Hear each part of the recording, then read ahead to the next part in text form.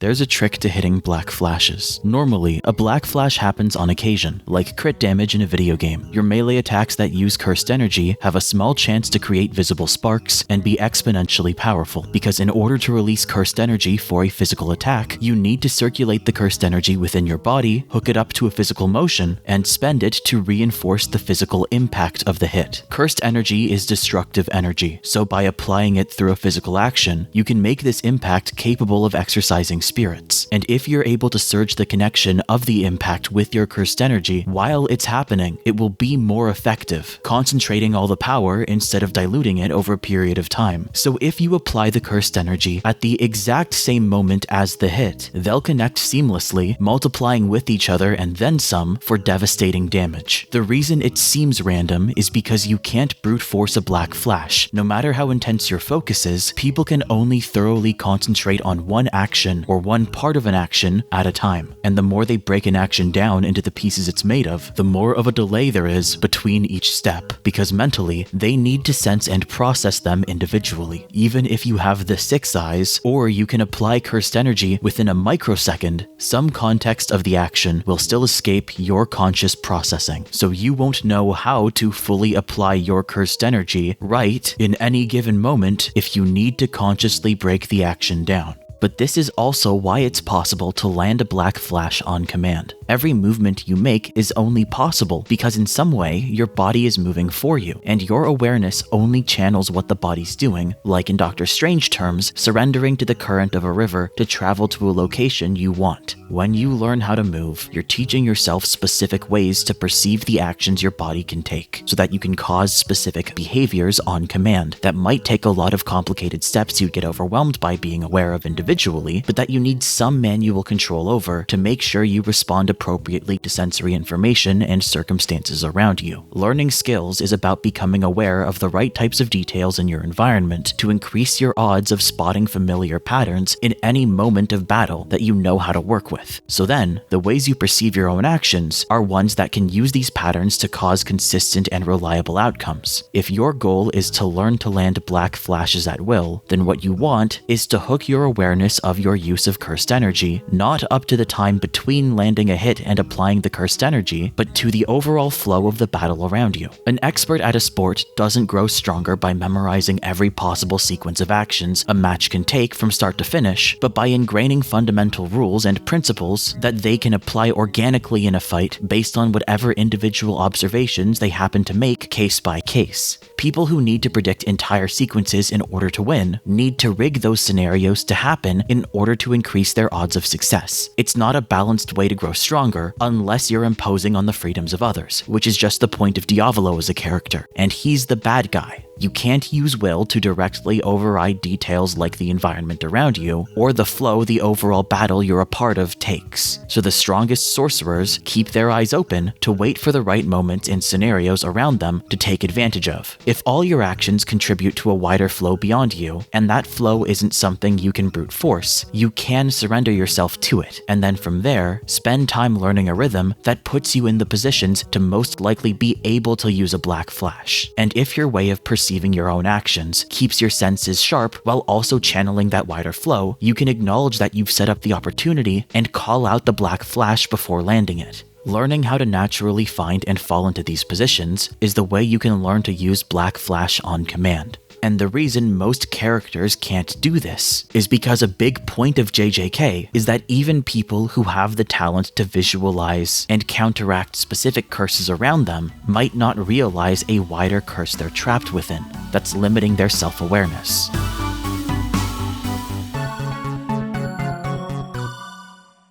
Todo gets the theory, but he ignores context around him, so it's rare that he hits a black flash. And Nanami's whole idea is being as effective as possible within the system you're given, so he's super attentive and precise, which helps him land black flashes when he's going with the wider flow, but he also sees it as luck because understanding the flow, or at least turning around to look at it and acknowledge it, is beyond him. Our only example of an exception to the status quo of the sorcerer world is our protagonist, who excels at hitting black flashes for this reason. He's better than everybody else, even if he's not fully self-aware about it, but at the same time, he's got a bit of an upper hand because he's physically gifted, with the same senses and super strength someone with a standard heavenly restriction would get. And you know, for a guy born special and talented to at least 2 sorcerers and a relative of Sukuna, it's odd he wasn't naturally a sorcerer himself. An entire Sukuna finger was sacrificed in some mysterious way to make his body capable of handling Sukuna's power. And we know both that people with physically gifted heavenly restrictions are given fundamentally tougher bodies that don't rely on cursed energy reinforcement, and that when someone has a physically gifted heavenly restriction, they would have needed to sacrifice a larger amount of cursed energy or a strong innate technique. So where did the cursed energy of an entire Sukuna finger go, if not to a heavenly restriction that made Yuji physically strong enough to handle Sukuna's sorcerer powers? Cause here's the thing, not all heavenly restrictions are created equal, and they require some kind of trade-off, but you can always gain more cursed energy and innate techniques if you consume cursed objects you're compatible with. And losing the amount of cursed energy you'd need to be able to see curses doesn't mean you lack any potential to produce or control cursed energy whatsoever. For the basic physically gifted heavenly restriction, a one-time sacrifice of a sufficient innate technique or level of cursed energy gives you a permanent boost to your physical abilities. Maki was still boosted like Yuji when Mai was still alive, so if a compatible heavenly restriction user consumes additional Sukuna fingers to gain cursed energy back, then in theory, they should gain the abilities of a conventional sorcerer, allowing them to see curses with Sukuna's technique and a portion of his cursed energy, but keep the benefits of their physically gifted heavenly restriction. Yuji's backstory, personality, and development in the series fit this idea perfectly. So if you're a basic physically gifted heavenly restriction user, you could also learn to use Black Flash by first consuming an object that raises your level of cursed energy to a normal sorcerer's.